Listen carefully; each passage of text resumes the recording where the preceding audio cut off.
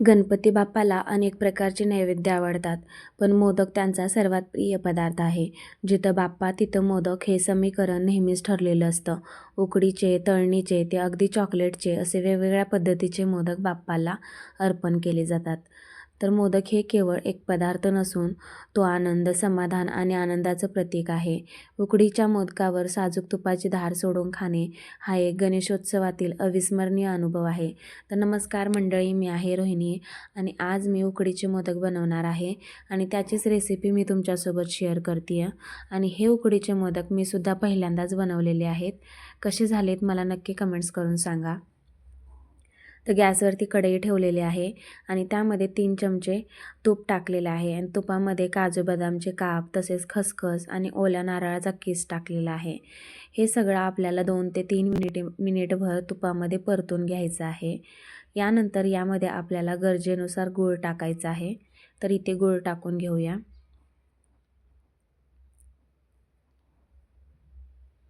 गूळसुद्धा छान असा मिक्स करून घेऊया. यानंतर यामध्ये वेलची पावडर टाकलेली आहे आणि इथे बघू शकता गूळसुद्धा खूप छान असा वितळला गेलेला आहे आणि हे सारण मोदक बनवण्यासाठी अगदी परफेक्ट असं तयार झालेलं आहे. यानंतर काय करायचं आहे मंडळी, तर आपल्याला उकड काढायची आहे. तर पातेलं ठेवलेलं आहे आणि 1 वाटी तांदळाच्या पिठीसाठी अर्धा पेला मी पाणी इथे यूज केलेलं आहे. तर या पाण्यामध्ये 1 चमचा तूप टाकलेलं आहे आणि चिमूटभर मीठसुद्धा टाकायचं आहे.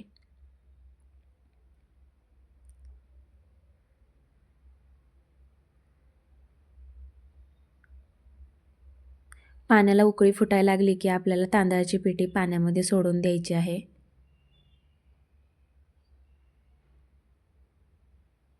इथे पाण्याला उकळी फुटायला लागलेली आहे. तर यामध्ये आपल्याला तांदळाचं पीठ टाकून घ्यायचं आहे. तर इथे तांदळाचं पीठ टाकून घेतलेलं आहे. व्यवस्थित असं मिक्स करून घ्यायचं आहे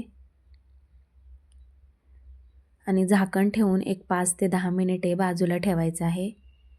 आणि आफ्टर 5 ते 10 मिनिटानंतर झाकण काढलेलं आहे आणि हे तांदळाची जी उकड आहे ते आपण काढून घेतलेली आहे परातीमध्ये. आणि ह्या उकडच्या आपल्याला गुठळ्या ज्या आहेत त्या मोडून घ्यायच्या आहेत. तर इथे मी पेल्याच्या साहाय्याने ह्या गुठळ्या मोडून घेते आहे.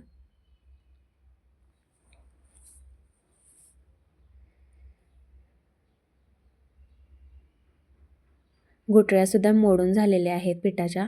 यानंतर हे पीठ आपण हातानेच मळून घेऊया.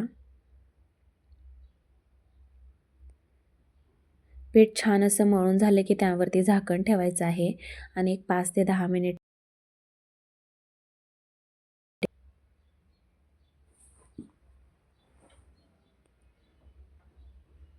तर इथे झाकण ठेवलेलं आहे आणि परत एक 5 ते 10 मिनिटानंतर झाकण काढलेलं आहे.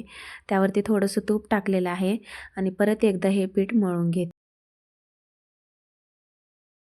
आणि अगदी पीठ हे मऊसूत झालेलं आहे आणि मोदक बनवण्यासाठी हे पीठ तयार झालेलं आहे. यानंतर काय करायचं आहे, आपल्याला गॅसवरती पातेलं ठेवायचं आहे आणि 1 ते 1.5 तांब्या पाणी ओतायचं आहे. पाणी गरम होईपर्यंत आपल्याला मोदक बनवून घ्यायचे आहेत. तर इथे मोदक बनवून घेऊया आपण. पिठाचा गोळा घेतलेला आहे तर त्याची पारी बनवून घ्यायची आहे आपल्याला. तर इथे पारी बनवून घेते, असं दोन्ही हाताच्या साहाय्याने अशी पारी बनवून घेतलेली आहे.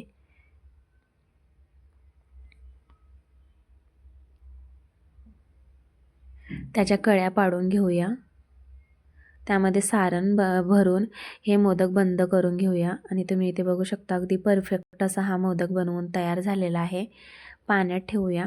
यानंतर चाळणीला जे आहे ते तूप लावून घेतलेलं आहे तर त्यामध्ये हा मोदक ठेवून टाकूया. यानंतर दुसरासुद्धा मोदक बनवून पाहूया.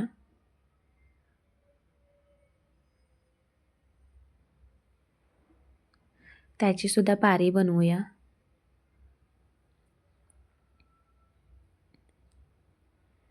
दोन्ही हाताच्या साहाय्याने ही पारी बनवून घेतलेली आहे. अगदी जाडसरही नाही आहे आणि पातळही नाही आहे, मीडियम अशी पारी बनवून घेतलेली आहे. त्यामध्ये मी सारण भरलेलं आहे आणि कळ्या पाडून घेतलेल्या आहेत आणि हा सुद्धा मोदक बंद करून घेऊया.